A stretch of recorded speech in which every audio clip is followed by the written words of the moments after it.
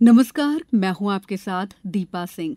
आज हम चर्चा करेंगे एक बेहद अहम विषय पर, क्रांतिकारी सुधारों से सुशासन की ओर बढ़ता भारत। पिछले कुछ वर्षों में देश में अनेक ऐसे सुधार हुए हैं जिन्होंने शासन व्यवस्था का चेहरा बदल दिया है, चाहे वो प्रशासनिक क्षेत्र हो, आर्थिक सुधार हो या डिजिटल क्रांति। इन सुधारों का उद्देश्य है शासन को पारदर्शी, जवाबदेह, दक्ष और जनोन्मुख बनाना। आज हमारे साथ हैं दो खास मेहमान जो इस विषय पर गहराई से प्रकाश डालेंगे। प्रोफेसर संजय द्विवेदी, आप माखनलाल चतुर्वेदी पत्रकारिता एवं जनसंचार विश्वविद्यालय में प्रोफेसर हैं। आप IIMC दिल्ली के महानिदेशक भी रह चुके हैं। सर, बहुत बहुत स्वागत है आपका कार्यक्रम में। धन्यवाद आपका। और हमारे दूसरे खास मेहमान हैं वरिष्ठ पत्रकार सतीश एलिया जी। आपका बहुत बहुत स्वागत है सर कार्यक्रम में। तो चलिए कार्यक्रम की शुरुआत करते हैं। संजय सर, आपसे पहला सवाल यही है कि सुशासन की संकल्पना क्या है और भारत जैसा जो विविधतापूर्ण देश है इसमें इसकी क्या अहमियत है? देखिए, सुशासन का मतलब ये है कि बहुत अच्छा शासन हो, ऐसा शासन जो जनता की आकांक्षाओं, जनता के सपनों, उनकी जो आकांक्षाएं हैं उनको पूरा कर सके। और कोई भी अच्छी सरकार जो होती है वो लोगों के सपनों को उनकी आंखों में देख के काम करती है। और मुझे लगता है कि पिछले लंबे समय से भारत की राजनीति में सुशासन एक बहुत बड़ा मुद्दा बना हुआ है, क्योंकि एक अच्छी सरकार वही जनोन्मुख हो सकती है, वही जनता को न्याय दे सकती है, वही एक विकसित भारत बनाने के सपने को पूरा कर सकती है। क्योंकि हम एक विकासशील देश हैं, बहुत सारे मानकों पर अभी हमें बहुत काम करना, लंबी यात्रा करनी है। और जो लक्ष्य है विकसित भारत का वो तभी पूरा होगा जब एक पारदर्शी शासन हो, सुशासन वहाँ बने। तो ट्रांसपेरेंसी और गवर्नेंस दो इस समय के सबसे बड़े मुद्दे हैं जिन्हें लेकर के हमें काम करने की ज़रूरत है। बिल्कुल सही कहा सर आपने। एलिया सर, देश की आज़ादी के बाद बात की जाए शासन व्यवस्था की तो प्रमुख चुनौतियाँ क्या क्या रही हैं? देखिए, जब हमारा देश आज़ाद हुआ था तो एक तो लंबे समय की विदेशी जो सत्ता थी उसकी वजह से आर्थिक स्थिति बहुत ख़राब थी। साक्षरता की दर बहुत कम थी, यानी लोग पढ़े लिखे नहीं थे, और आर्थिक स्थिति भी बहुत ख़राब थी। हमारी खेती की स्थिति भी ठीक नहीं थी, और एक तरह से हम कहें तो हम एक बहुत गरीब देश के रूप में दुनिया के सामने थे। तो पहली प्राथमिकता तो ये थी रोटी, कपड़ा और मकान, जिसकी हम बात करते हैं कि लोगों को सबसे पहले भोजन की व्यवस्था हो, आर्थिक विकास के रास्ते खुलें। आर्थिक विकास से मतलब औद्योगिकीकरण हो, उत्पादन हो। हमारे यहाँ वस्त्रों का भी पर्याप्त मात्रा में उत्पादन नहीं था, अनाज का उत्पादन नहीं था, और एक जिसको कहते हैं पंचवर्षीय योजनाएं उस समय बनाई गई। हर 5-5 साल के लिए एक लक्ष्य तय किए गए और योजनाएं बनाई गई। धीरे धीरे देश ने प्रगति की और एक स्थिति ये आई कि हम अनाज के मामले में आत्मनिर्भरता की तरफ बढ़ते गए। एक समय ये था कि देश ने कई सारे युद्ध भी झेले और उस समय भोजन की व्यवस्था भी हमारे नहीं होती थी। हमारे तत्कालीन प्रधानमंत्री लाल बहादुर शास्त्री जी ने तो देश का आह्वान किया कि हफ्ते में एक दिन कम से कम लोगों को व्रत रखना चाहिए, भोजन नहीं करना चाहिए था, क्योंकि हमारे पास अनाज की वो उपलब्धता नहीं थी। आज की जो स्थिति है, आज हमारे पास पर्याप्त अनाज के भंडार हैं, उद्योग भी हमारे पास पर्याप्त मात्रा में है, सड़कों का जाल भी है। एक तरह से हम कहें कि हम विकास के रास्ते पर सरपट एक तरह से हम दौड़ रहे हैं। पिछले 10 वर्षों की अगर हम बात करें तो एक आमूलचूल विकास की एक ज़बरदस्त एक लहर जैसी हमारे देश ने देखी है। सुशासन की, जैसे अभी संजय जी भी बता रहे थे कि सुशासन मतलब लोग जैसा कानून चाहते हैं, जैसा जीवन में सुविधाएं सरकार से चाहते हैं, वो उनको प्राप्त हों। पिछले 10 वर्षों में अगर आप देखेंगे तो बैंकिंग की व्यवस्था बहुत सुधरी है। बैंक घर घर तक पहुंचे हैं जनधन खातों के जरिए, और लोगों के पास एक डायरेक्ट बेनिफिट जो है। एक बहुत बड़ा मुद्दा हमारे देश में था भ्रष्टाचार का। सरकार की जो योजनाएं जिनके लिए बनती थी उन तक वो पहुंचती नहीं थी। उनके पहुंचने के बीच में ही बहुत सारे बिचौलिए, और एक प्रधानमंत्री को तो ये तक कहना पड़ा था कि हम 1 रुपया यहाँ से भेजते हैं दिल्ली से तो नीचे तक वो 15 पैसे पहुँचते हैं। यानी एक तरह से वो भ्रष्टाचार की स्वीकारोक्ति थी। और आज की जो स्थिति है, तो जिस व्यक्ति को जिस चीज़ का जो लाभ मिलना है, वो सामाजिक सुरक्षा पेंशन हो, अनाज जो किसान जो बेचते हैं उनको जो लाभ मिलता है, बोनस मिलता है, वो सारी चीज़ें उनके बैंकों के खातों में आती हैं। फिर एक डिजिटल हमारे यहाँ लेन देन की बहुत अच्छी व्यवस्था शुरू हो गई है, जिसकी वजह से छोटा व्यापारी 5 रुपये का भी कोई कारोबार करता है तो वो अपने जनधन खाते के जरिए UPI से वो लेन देन कर सकता है। और भी बहुत सारी सुविधाएं हैं, जैसे बिजली का बिल भरना हो, कोई भी चीज़ हो, लंबी कतारों में लोगों को खड़ा रहना पड़ता था। रेलवे का टिकट लेना हो तो लंबी कतारों में खड़े रहना पड़ता था। अब वो स्थितियाँ नहीं हैं, लोगों को सुविधाएं, और ये हर वर्ग के लोगों को, इसमें कोई वर्ग, जाति, लिंग कोई भेद नहीं है। देश के हर नागरिक को वो सारी सुविधाएं बहुत आसानी से अब मिल पा रही हैं। यानी ये एक सुशासन ही है कि लोगों को अपने काम में ज़्यादा समय मिल रहा है देने के लिए, बनस्पत वो सरकारी योजनाओं में, सरकारी कामकाज की जो लाइनों में लंबा लंबा जो खड़ा रहना पड़ता था। एक तरह से सुशासन की तरफ हम बहुत तेज़ी से बढ़े हैं, लेकिन अभी भी बहुत कुछ किया जाना बाकी है।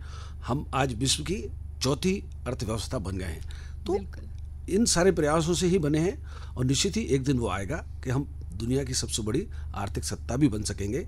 आर्थिक सत्ता का अर्थ है कि हर व्यक्ति के जीवन में सुख सुविधा रहे, उसको काम के अवसर प्राप्त हों, और सरकार का जो काम है लोगों को सुविधा देना, सरकार जहां फैसिलिटेट करती है वो व्यवस्थाएं और बेहतर होती जाए। आपने बहुत ही अच्छे ढंग से समझाया कि क्यों सुशासन हर लोकतंत्र की रीढ़ होता है।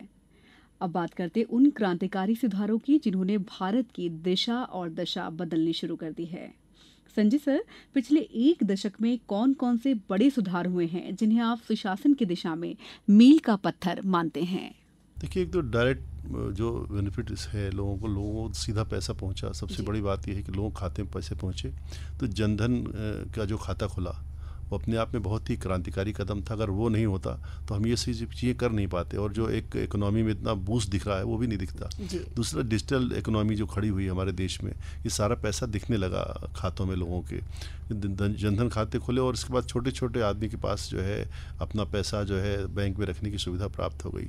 उससे भारत की इकोनॉमी में बहुत ज़्यादा एक विकास दिखता है। और काले धन की जो बहुत बड़ी समस्या थी वो भी ख़त्म हुई कि बहुत सारा काला पैसा घूमता था बाज़ार में। आज अगर 10 लाख रुपए आपका हैं वाइट में तो आप बहुत बड़े आदमी हैं। पहले पैसे की इज्जत ही नहीं थी, मतलब एक तरह से। तो एक सफ़ेद पैसे की इज्जत बढ़ी है। अगर आपके पास सही से कमाया गया धन है तो आपको कहीं भागने की ज़रूरत नहीं है। बहुत बड़ी बात है अपने आप में कि एक अच्छे पैसे वालों की इज्जत बढ़ गई, मतलब लक्ष्मी कदर हो रही है इस देश में। और इसके साथ साथ जो किसानों के लिए जो काम हुआ कि एक सीधा उनको जो है पैसे 6,000 रुपये सालाना जा रहे हैं, बहुत बड़ी चीज़ है वो अपने आप में। कि जो हमारे किसान थे उनके लिए बहुत सारी हम राहतें देते थे, पर प्रत्यक्ष उन तक खाते तक चीज़ें पहुँचे, वो भी बहुत बड़ी चीज़ थी।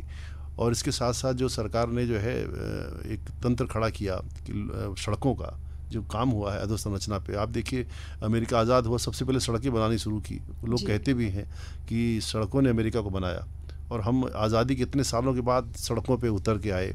मतलब अटल जी की सरकार आई तब जाके हमने स्वर्णिम चतुर्भुज योजना बनाई, तो एक बहुत बड़ी एक चीज़ थी। इसके साथ साथ देखिए गांव-गांव बिजली पहुंचाना कितना कठिन संकल्प था, और हमें मानते थे इतने दुर्गम इलाकों में, गाँव में, जंगलों में, पहाड़ों में, हिंदुस्तान ऐसा छोटा देश तो है नहीं, भौगोलिक स्थितियाँ बड़ी विषम है, वहाँ पर अंतिम गाँव तक, अंतिम छोर तक बिजली पहुँची। गांव में टैप का वाटर पहुंचेगा, कोई सोच नहीं सकता था शुद्ध जल लोगों तक पहुंचेगा। और शौचालय का जो एक अभियान चला, बहुत बड़ी बात है कि हर गांव में महिलाओं के सम्मान के साथ जोड़ा उस विषय को, और गांव-गांव तक शौचालय बने। ये दिखने में बड़े छोटे काम लगते हैं। स्वच्छता के अभियान को उन्होंने अपने हाथ में लिया प्रधानमंत्री ने स्वयं, जिस बात को राष्ट्रपिता हमारे कहते आए कि स्वच्छता हाइजीन को लेकर इतनी बातें होती रही देश में, पर एक्सपेरिमेंट जिसको कहते हैं वो ज़मीन पर उतर के जो काम हुआ और प्रधानमंत्री ने उसको संभव किया। तो ये बहुत बड़ी चीज़ें हैं जो दिखने में शायद छोटी लगती हैं, प्रधानमंत्री झाड़ू क्यों लगा रहे हैं, प्रधानमंत्री शिक्षा पर जोर क्यों दे रहे हैं, पर ये बहुत बड़ी चीज़ें थी।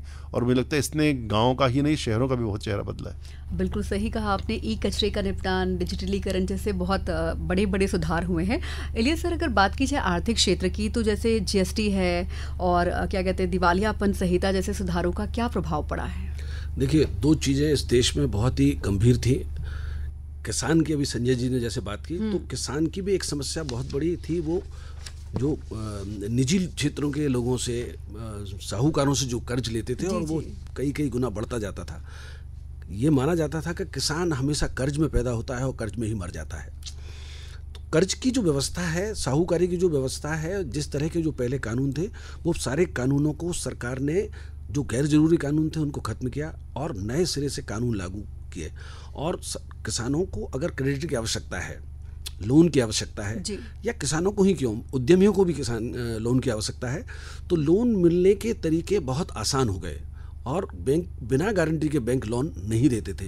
लेकिन आज ये स्थिति है, आप विद्यार्थी हैं, आप किसान हैं, आप उद्यमी हैं, आप महिला उद्यमी हैं, आप स्व सहायता समूह चलाने वाली जो महिलाओं के समूह हैं वो हैं, बहुत आसानी से, बहुत कम दर पर बैंकों से आपको ऋण की सुविधा मिल जाती है।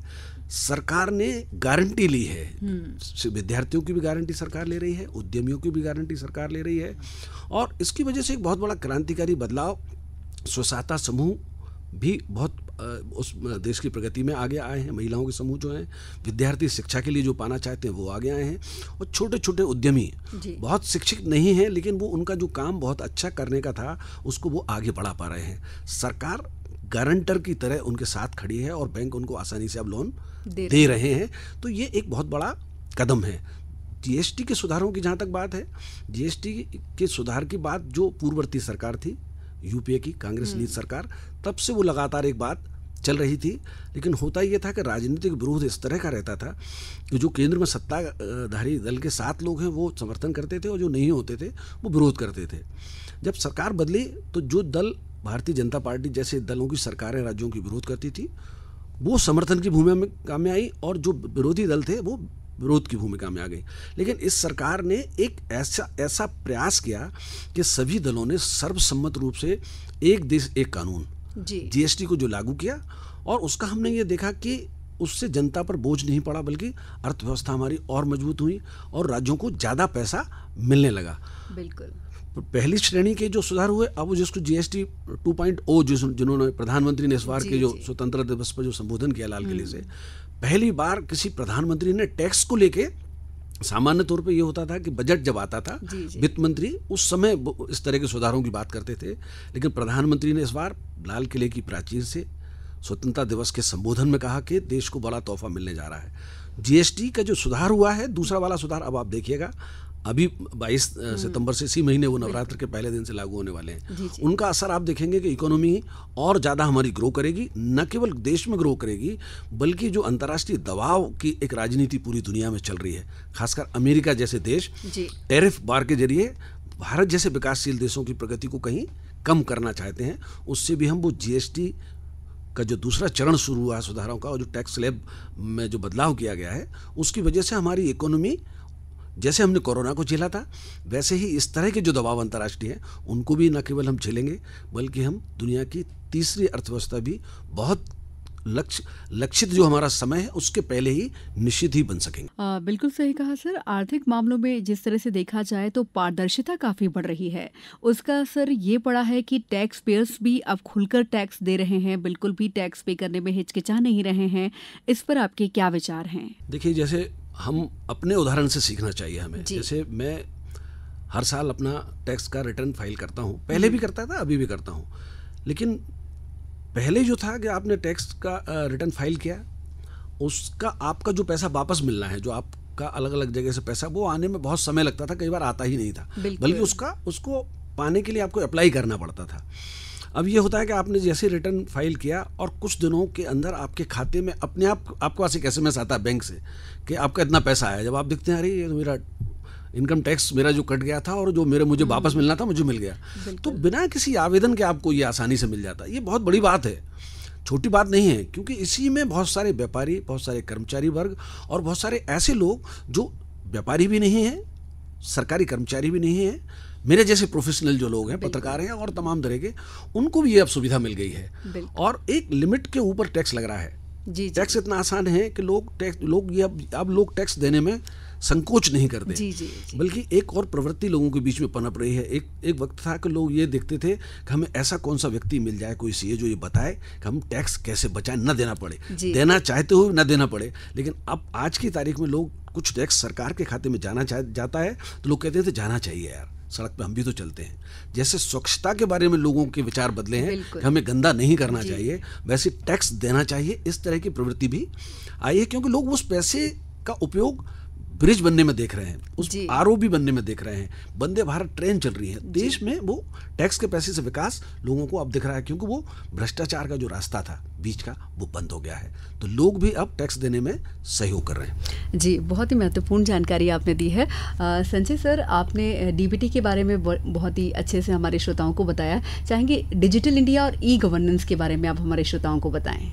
देखिए, डिजिटल इंडिया और ई गवर्नेंस के नाते सुशासन संभव ही नहीं है अगर आप ई गवर्नेंस पे नहीं जाते। तो सुशासन की पहली गारंटी है कि आपका सब कुछ पारदर्शी हो, और मशीनों पे जब आप निर्भर हो जाते हैं, तकनीक पर आप निर्भर हो जाते हैं, जितना अधिक जो देश टेक्नोलॉजी का इस्तेमाल करता है उतनी उसकी व्यवस्था पारदर्शी होती चली जाती है।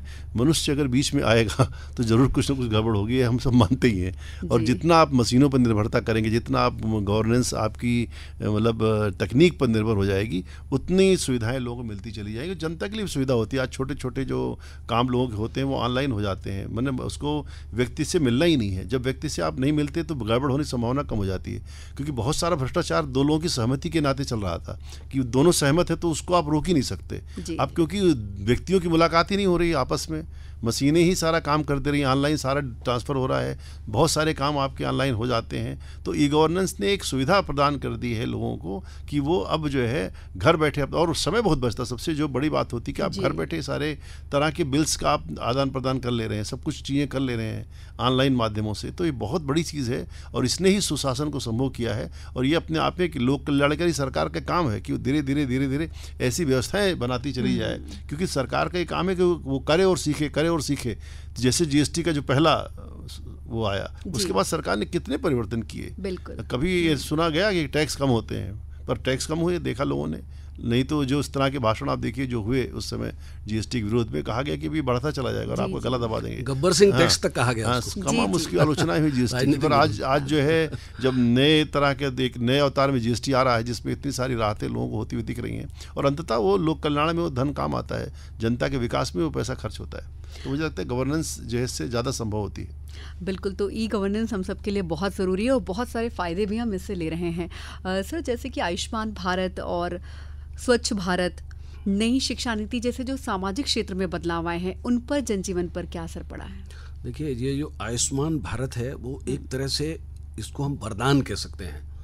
एक तरह से उन लोगों को जिनके पास पैसा नहीं होने के कारण अपने परिजनों का इलाज कराना जिनके लिए संभव ही नहीं था, या हालात हम ये देखते थे कि किसी व्यक्ति के घर में, किसी किसान के घर में किसी व्यक्ति को अगर कैंसर हो जाता है तो आप समझ लीजिए उसकी पूरी जमीन बिकना तय है। सही कहा। किसी घर में कोई गंभीर बीमार हुआ और उसकी जमीन जायदाद बिक जाती थी और उस व्यक्ति का जीवन बचाया नहीं जा सकता था। दर दर उसको भटकना पड़ता था, इस अस्पताल में उस अस्पताल में। दो चीज़ें एक साथ हुई। एक तो सरकारी अस्पतालों में स्वास्थ्य की सुविधाएं बहुत बेहतर हुई हैं, पहले की तुलना में काफ़ी बेहतर हुई हैं। फिर सरकार ने जो आयुष्मान भारत योजना जो लागू की है, 5 लाख रुपए तक का इलाज उसमें मुफ्त है। निजी अस्पताल में भी किसी को व्यक्ति को ले जाया जा सकता है, सरकारी अस्पताल में तो है ही वो। इसकी वजह से बहुत सारे लोगों का जीवन बचाया जा सक रहा है, और वो जो समय और पैसा लोगों का उसमें लगता था इलाज कराने में, वो नहीं लग रहा है। एक तरह से मतलब उनका परिवार की आर्थिक स्थिति डामाडोल नहीं हो रही है, उनका आर्थिक कामकाज प्रभावित नहीं हो रहा है, और व्यक्ति का इलाज भी संभव हो पा रहा है। तो एक तरह से ये आयुष्मान भारत योजना पूरे देश के तमाम लोगों के लिए वरदान है। और एक उन्होंने एक काम और भी उसमें बेहतर किया, जैसे हमने जीएसटी में देखा कि वो अगले पीढ़ी के उसमें सुधार किए, अगले कदम उसमें उठाए। आयुष्मान भारत में भी अब ये कर दिया कि जो 70 साल से ऊपर के व्यक्ति हैं, सीनियर सिटीजन है, उनको सबको उसमें बीपीएल का कोई बंधन नहीं है, उसमें जाति का कोई बंधन नहीं है, लिंग का कोई बंधन नहीं है। 70 साल से ऊपर के सारे व्यक्तियों के लिए वो उपलब्ध है। उससे नीचे के व्यक्ति हैं उनके लिए उनको बीपीएल देखना पड़ेगा, या वो कार्ड उनके पास, उनके सारे लोगों को तो नहीं दिया जा सकता, लेकिन 70 साल से ऊपर के सभी लोगों को वो अगर दे रहे हैं तो ये बहुत अच्छी व्यवहार है, क्योंकि इस उम्र में वो बीमारियां लोगों को होती ही हैं, और अगर वो उस वर्ग में नहीं आते और कार्ड नहीं है तो उनको बड़ी दिक्कत थी, तो उसको भी दूर कर दिया गया है। इसके अलावा कई सारी बीमारियां पहले उसमें कवर नहीं होती थी, वो एक कवरेज का एरिया भी बढ़ाया है। तो स्वास्थ्य के लिए एक तरह से वरदान है वो आयुष्मान भारत योजना। इसके अलावा और भी तरह की चीजें हैं जिनकी वजह से लोगों का जीवन बेहतर हो रहा है। दवाइयों की उपलब्धता जो है, जेनरिक दवाइयां हैं, वो ज़्यादा उपलब्ध अब हो पा रही हैं। पहले ये था कि इलाज के अलावा आपके पास जो दवाइयाँ लेनी है, आपका अस्पताल में आप भर्ती रहते हैं, उसके पहले के जो टेस्ट होते हैं वो, उसके बाद में जो दवाइयाँ लगती हैं वो भी बहुत बड़ा खर्च एक होता था, वो भी अब काफ़ी मात्रा में कम हुआ है, लोगों का जीवन बेहतर हुआ है। बिल्कुल सही कहा सर। शिक्षा नीति के बारे में संजय सर आपसे जानना चाहेंगे, जो कि आप इसी क्षेत्र से काफ़ी लंबे समय का आपका अनुभव है, तो नई शिक्षा नीति किस तरह कारगर साबित हो रही है? देखिए, राष्ट्रीय शिक्षा नीति जो है वो 3 चीज़ों पे फोकस करती है, क्योंकि शिक्षा नीतियाँ तो कई आई। पर इस शिक्षा नीति का जो सबसे क्रांतिकारी वो है कि उसने जो विषय शौक के थे कि भाई ठीक है पढ़ाए जा रहे हैं पर उनकी कोई वैल्यूएशन नहीं थी, उसको वैल्यूएशन में शामिल किया। ये 3 चीज़ों पे शिक्षा नीति फोकस करती है। सबसे बड़ी बात वो कहती है नैतिक शिक्षा, कि नैतिक शिक्षा क्योंकि अगर हम खूब पढ़ा लिखा दिया लोगों को पर उनको नैतिक आचरण नहीं सिखाया, अच्छा मनुष्य नहीं बनाया, तो शिक्षा का लाभ क्या है? तो पहला फोकस इसका नैतिक शिक्षा पर है, भारतीय मूल्यों से जोड़ने पर है।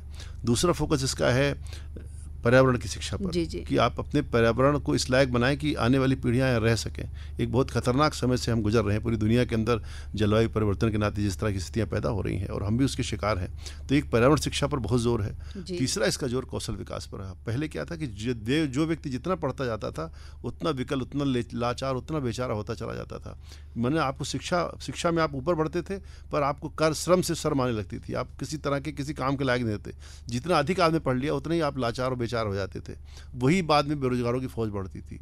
तीसरा जो काम है कौशल विकास, उसमें स्किल डेवलपमेंट को जोड़ा उन्होंने, जिसको गांधी जी ने बुनियादी शिक्षा में जोड़ा था, तो उस चीज़ को जोड़ा उन्होंने। तो 3 चीज़ों पर करके उन्होंने शिक्षा की एक संपूर्णता, एक मनुष्य जो है अगर पढ़ रहा है तो वो विकल और लाचार ना हो, बल्कि किस न कुछ कौशल सीख करके निकले, ताकि कम से कम अपना खर्च चला सके, अपना रोजी रोटी कर सके और वो समाज के सामने हाथ न फैलाए। तो ये बहुत बड़ा योगदान कौशल विकास के नाते, और जगह जगह पर अब ये व्यवस्थाएं खड़ी हो रही हैं कि एक वैल्यू बेस्ड शिक्षा होगी, पर्यावरण पर आधारित शिक्षा होगी और कौशल विकास की शिक्षा होगी, जिसके नाते व्यक्ति को लाचार नहीं होना पड़ेगा, वो अपने योगक्षेम के लिए कुछ ना कुछ कर सकेगा। तो ये बहुत बड़ा योगदान है। बिल्कुल बिल्कुल सही कहा सर। सर अभी कौन कौन सी चुनौतियां हैं जो सुशासन की राह में अभी भी बाधा बनी हुई है? देखिए 2 चीज़ें हैं जो सुशासन की तरफ सरकार ने जो कदम बढ़ाया। एक तो उसमें अभी हम लोगों ने बात नहीं की, जिसकी भारतीय न्याय संहिता जो लागू की है, इंडियन पीनल कोड जो अंग्रेजों के ज़माने से हमारे देश में चल रहा था, उसको पूरी तरह से बदलाव, थोड़ा थोड़ा बदलाव तो होता रहा था, लेकिन इतना व्यापक बदलाव, एक बहुत बड़ा क्रांतिकारी कदम सरकार ने उठाया है। भारतीय न्याय संहिता जो बनाई है और उसको न्याय प्रक्रिया संहिता भी उस तरह से बनाई है, धाराएं बदली हैं, अपराधों के प्रति अपराधी के प्रति जो सजा का जो प्रावधान था, उस सारी चीज़ों में एक बहुत तेज़ी से बदलाव आया है। उससे समाज के लिए बहुत ज़रूरी था, कानून व्यवस्था एक का भारतीयकरण होना बहुत ज़रूरी था, जो हो चुका है।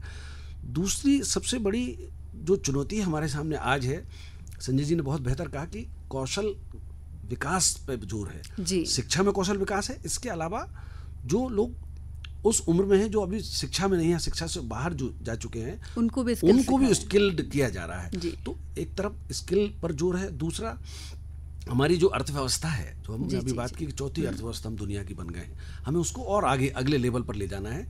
तो हम भारत में जो चीज़ें पैदा हो सकती हैं, जो चीज़ें हम भारत में बना सकते हैं, खासकर जैसे हम देखें रक्षा उपकरण तक हमारे देश में बन रहे हैं, तो हम भारतीय उत्पादन पे जो जोर दे रहे हैं, क्योंकि 140 करोड़ की हमारी आबादी है।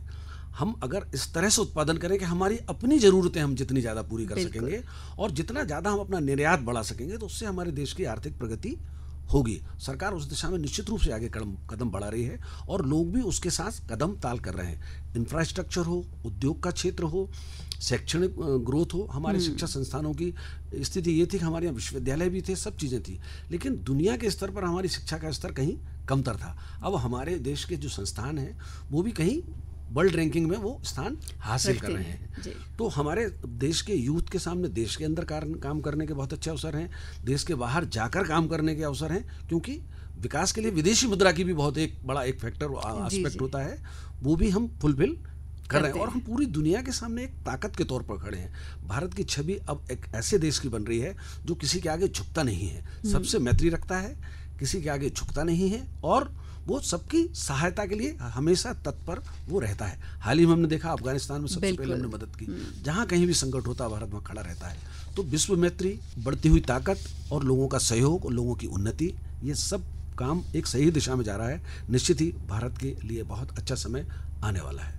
बिल्कुल, जो छोटी छोटी बातें हैं वो आपने बहुत ही अच्छे से बताई। संजय सर, मैं चाहूँगी कि आप हमारे श्रोताओं को अपना प्रेरक संदेश दें, जिससे वो भी सुशासन के क्षेत्र में एक कदम अपना बढ़ा सकें। देखिए, मेरा मानना है कि हर व्यक्ति को इस लक्ष्य को ध्यान में रखना है कि 2047 में हमको विश्व की श्रेष्ठ शक्ति बनना है, एक ऐसी शक्ति बनना है जो लोगों को देने वाली होगी। देखिए हमारे समाज में है जो देता है वो देवता है। हम विश्वगुरु इसलिए थे कि हम दुनिया को देते थे, ज्ञान देते थे, विज्ञान देते थे, संस्कृति और संस्कार देते थे। अर्थव्यवस्था में हमारा बहुत बड़ा हिस्सा था। अंग्रेजों के आने के पहले हम 36% बिजनेस दुनिया का क्लेम करते थे। तो वो जो एक शक्ति हमें बनना है और भारत का ताकतवर होना, भारत का श्रेष्ठ होना, भारत का आगे होना, विश्व शांति की भी गारंटी, क्योंकि हम अकेले ऐसे दुनिया के मुल्क हैं जिसने कभी किसी पर आक्रमण नहीं किया, किसी पर हमला नहीं किया, बल्कि जहाँ भी गए वहाँ पर शांति का संदेश दिया और एक सुंदर दुनिया बनाने में, एक बेहतर दुनिया बनाने में, रक्तपात विहीन दुनिया बनाने में हमने हमेशा मदद की है। और वसुधैव कुटुंबकम का हमारा मंत्र रहा है और इस नाते पूरी दुनिया हमें बड़ी आशा के साथ देख रही है। पर यह जिम्मेदारी पूरे करने की हमारी जिम्मेदारी है कि हम दुनिया का जो एक दायित्व है वो लें और सारी दुनिया को सुख और शांति से भर दें। बिल्कुल, बहुत ही सुंदर और प्रेरक संदेश दिया आपने हमारे श्रोताओं को। एलियट सर, आप क्या कहना चाहेंगे हमारे श्रोताओं से?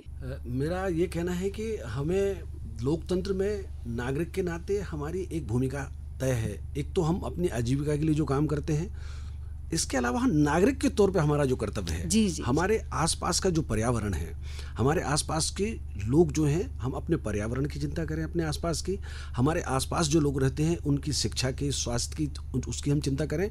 और अगली पीढ़ी जो हमारे हमसे आने वाली पीढ़ी जो है उसको कम से कम देश के विकास को लेकर, राष्ट्रवाद को लेकर और पूरी दुनिया के जो लोक कल्याण की बात संजय जी ने जो अभी वसुधैव कुटुंबकम की बात कही, हम उसी भाव से हम अपने नागरिक को विश्व नागरिक की तरह देखें ताकि पूरी दुनिया में सुख शांति आ सके। हम अपनी भूमिका निभाएं और दूसरों को उसके लिए प्रेरित करें, तैयार करें। जितना भी हम कर सकते हैं वो हमें करना चाहिए। बिल्कुल सही कहा सर आपने। आज की चर्चा से ये स्पष्ट होता है कि भारत तेजी से सुशासन की दिशा में अग्रसर है, लेकिन इसके लिए लगातार प्रयास, पारदर्शिता और नागरिक सहभागिता अनिवार्य है। आप दोनों कार्यक्रम में आए, बहुत बहुत धन्यवाद। इस महत्वपूर्ण चर्चा में शामिल होने के लिए, अपनी बहुमूल्य बातें हमारे श्रोताओं तक पहुँचाने के लिए आपको भी बहुत बहुत धन्यवाद। और इसी के साथ हमारे खास कार्यक्रम में फिलहाल इतना ही। नमस्कार।